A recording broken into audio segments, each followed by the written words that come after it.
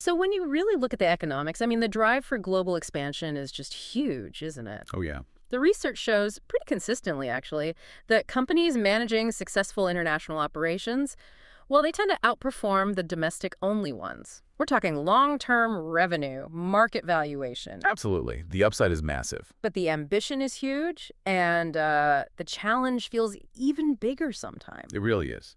Because you cannot just take, say, the marketing playbook that worked brilliantly in Seattle or London and, drop it into Seoul or Mumbai and expect the same result. It just doesn't work like that. Right. Strategic public relations becomes absolutely critical here. It's like the bridge, allowing a foreign brand to build trust, navigate all those tricky cultural differences, and, crucially, create local stories that genuinely connect, all without losing that core, premium global identity. Okay, let's unpack this then. You shared a really interesting set of sources looking at exactly this, and our deep dive today is into, well, maybe the most studied case out there, Starbucks. The classic. I mean, you think about it, starting as just one coffee shop in 1971, and now over 80 countries.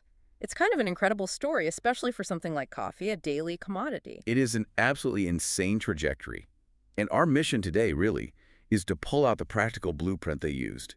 How do they scale like that? Keep that premium feel everyone recognizes, but also adapt so deeply in each local market. Yeah, how did they square that circle? Well, the core concept, the operational strategy underpinning it all, is what we call a multi-domestic strategy. Ooh, I like that term, multi-domestic. Yeah, it means they were incredibly deliberate about seeing the uniqueness in every single market they went into.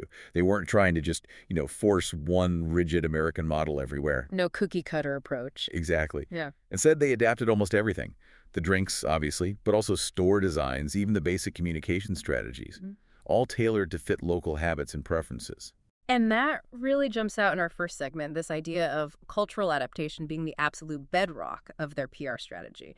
You mentioned it wasn't just like minor tweaks. No. They were putting serious money into consumer behavior research, right? Trying to figure out what actually makes people tick in different places. Why would someone who grew up drinking tea suddenly start spending premium prices on a latte? Well, they knew that just importing an American coffee habit wholesale into, say, China or India places with centuries of tea culture, that would just hit a brick wall. Total rejection. Makes sense. So what's fascinating here is, yes, the adaptation started with the product, naturally, but those product adaptations themselves became powerful PR statements.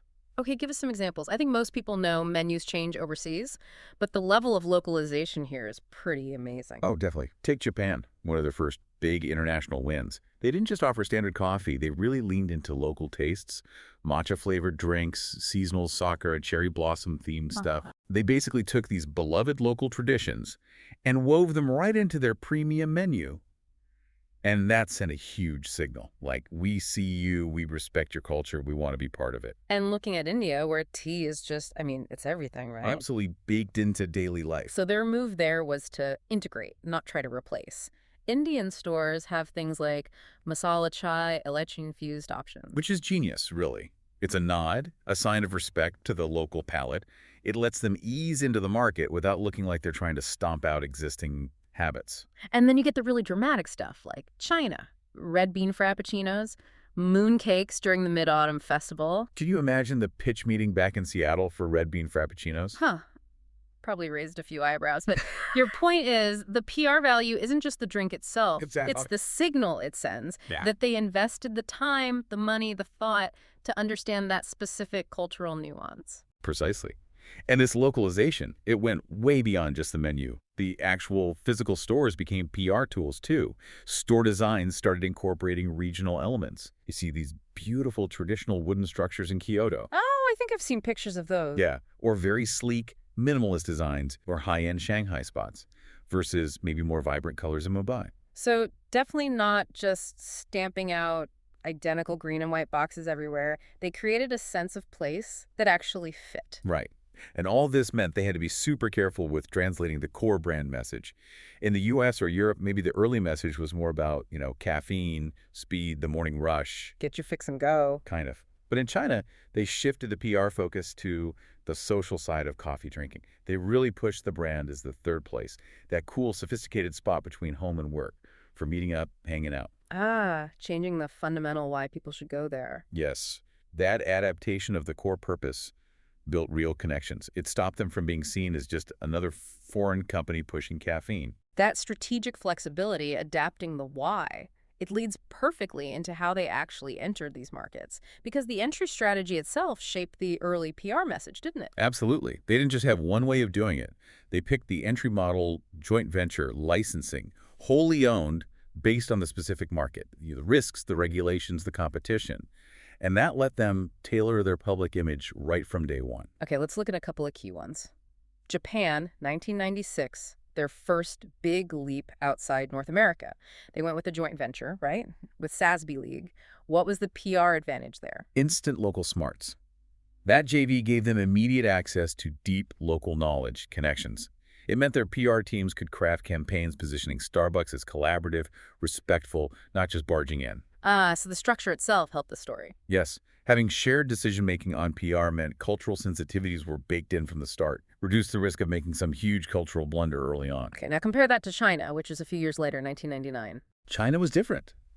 Initially, they leaned more on licensing agreements. That gave them brand control without having to take on all the regulatory headaches right away. But crucially, they planned to transition, and did, to wholly owned stores later as they got more established. And that switch must have required a PR shift, too. Oh, a major one. Initially, the messaging was quite cautious, very partnership-focused, almost like, hey, we're the foreign partner. But once they took full ownership, the messaging got much bolder, more independent. They started running these big, localized digital campaigns, really pushing brand leadership. That's a huge takeaway right there for anyone listening who's thinking about expansion. Your initial PR story kind of needs to match your actual legal and financial footprint in the market. Couldn't agree more. But the power of using partnerships for local credibility, that seems massive. India, 2012, the joint venture with Tata Global Beverages, that sounds like the gold standard. It really is. That Tata alliance was everything. They didn't just partner up. They actively leveraged Tata's reputation, which is like a century old, hugely respected in India. That instantly bought them consumer trust.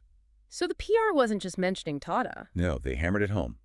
Every major press release, every campaign emphasized the Tata connection. They talked constantly about sourcing high-quality Indian coffee beans, supporting local farmers through the Tata network. It showed real, tangible investment in India's growth. Yeah, it changes the whole story from Starbucks is here to sell us coffee to something more like Starbucks and Tata are working together to build up Indian coffee. Exactly that. Yeah. Partnering with a big, established local player gives you invaluable market insights, helps with the regulatory maze, and critically, lets you build trust through that borrowed authenticity. You get decades of credibility overnight. Okay, but here's the tension, right? If they're adapting the menu so much, changing store designs, using different partnership models everywhere, how on earth do they keep that premium price point and that single, recognizable global brand? Don't they risk just looking like a totally different, maybe confusing company in every country? That's the absolute crux of why the multi-domestic strategy worked so well for them. While they were localizing like crazy on the front end, the offerings, the experience, they simultaneously maintained this relentless commitment to operational quality consistency behind the scenes. Oh, okay. And that consistency became the universal proof point in their global PR. They could point to operational rigor as evidence of their quality. And this is where the premium positioning really holds up, isn't it? Because you can't charge premium prices if the experience is all over the place. Precisely. They put in place incredibly strict quality controls everywhere. For instance, every single barista, doesn't matter if they're in Seoul, London, or São Paulo, goes through the same standardized training that specialized Starbucks Coffee Master program. That level of consistency ensures, theoretically at least, that you get the same expertly made drink using the same methods anywhere in the world. So the PR narrative about craftsmanship and expertise, it actually lands because the customer experience backs it up. Most of the time, anyway. But that training program is like a hidden pillar of their global success story. It's a concrete fact that reinforces the brand promise everywhere. And you see the same commitment in their sourcing. Their ethical sourcing standards, the CAFE practices program, give PR teams real, tangible stories to tell about integrity, about respecting the process. CAFE practices. Can you just quickly unpack that for our listener? Sure. CAFE stands for Coffee and Farmer Equity. It's this comprehensive program they developed with Conservation International. It sets standards for quality, yes, but also economic transparency for farmers, social responsibility, environmental leadership. So it's not just a PR slogan. No, it requires actual verification, transparency, and sourcing. Mm. And that lets Starbucks tell genuine stories about sustainability, ethical supply chains values that resonate with many consumers globally and help justify that premium price tag. That makes so much sense. The operational standards, barista training, ethical sourcing, they create the stable global platform that allows the local strategies to work without making the brand feel inconsistent. Which brings us neatly to the final piece of the puzzle, the phased expansion approach, and how that played into their PR and risk management. They didn't just rush everywhere at once. Yeah, they seem surprisingly patient for such a huge corporation. Kind of counterintuitive. Totally.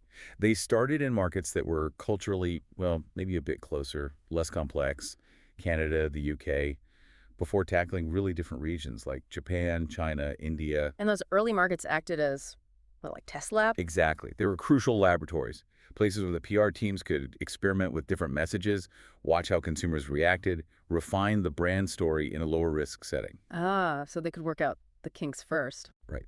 They could iterate, manage the risks, basically perfect the localization playbook before launching into massive, high-stakes markets like China, where getting it wrong would have been incredibly expensive and potentially damage the global brand image.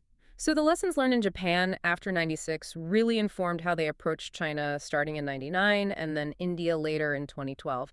It's this measured, learn-as-you-go approach. It stops the brand getting diluted and keeps the core message strong even across wildly different cultures. And this patience actually made them more agile in the long run. Their local PR teams were always tracking subtle shifts in consumer trends. You saw this clearly when health consciousness really started taking off in parts of Asia. How did they react? Their PR messaging pivoted almost immediately, started emphasizing lighter drink options, smaller sizes, nutritional transparency, things that spoke directly to that emerging health trend in those specific markets. They stayed relevant. And presumably, if sustainability becomes the hot topic in, say, Western Europe, their communications there would instantly dial up the focus on ethical sourcing, environmental programs, tailoring the message to those specific regional concerns. That patience built up a deep reservoir of local knowledge, allowing them to pivot fast when needed. it really does seem like the whole blueprint hangs on this delicate balance. Customizing PR to respect local nuances while staying absolutely true to those core brand values of quality and consistency. That's the heart of it. So, to just quickly recap this blueprint for you, the listener. First, that deep cultural sensitivity drove everything menus, store design, showing real respect. Second, smart partnerships like Tata in India, Sazabi in Japan gave them instant credibility and local trust. Third, that unwavering quality consistency, backed by things like barista training and CAFE practices, kept the premium identity intact globally. And finally, that phased, patient expansion learning before leaping into the next big, complex market. That really captures the essence of their strategy. Starbucks didn't just parachute into markets. They spent years deliberately building real local relationships, choosing depth over just sheer speed or breadth. Yeah. But the big takeaway here is that this success demands combining that global vision with incredibly deep local execution. And that requires constant, almost exhausting agility. Which leads to a final thought, really, for you to mull over. Okay. If sustainable global growth truly depends on this level of deep local adaptation, how fast does a company need to be ready to basically unlearn its successful home market strategies when key local trends, maybe demographic shifts, health concerns, environmental priorities, suddenly change course in a major region abroad? How fast do you have to let go of what worked before?